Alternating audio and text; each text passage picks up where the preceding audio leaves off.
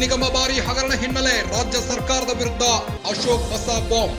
Nagendra wicket ಬಿದ್ದಿರೋದು just sample ಅಷ್ಟೇ. ಇದೇ ಕೇಸಲ್ಲಿ 4 ಸಚಿವರ ವಿಕೆಟ್ ಬೀಳಲಿದೆ. ವಿಪಕ್ಷ ನಾಯಕ ಆರ್ ಅಶೋಕ್ ಸ್ಫೋಟಕ ಹೇಳಿಕೆ. ಸಿದ್ದು ಮತ್ತು ಗ್ಯಾಂಗ್ ವಾಲ್ಮೀಕಿ ನಿಗಮದ ಹಣ ಹೊಡೆದಿದೆ. ಇದರ ವಿರುದ್ಧ ನಾವು ಹೋರಾಟ ಮಾಡುತ್ತೇವೆ.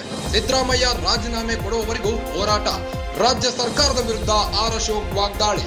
ಕೋಲಾರದಲ್ಲಿ ವಿಪಕ್ಷ ನಾಯಕ ಆರ್ ಅಶೋಕ್ ಬಾಂಬ್.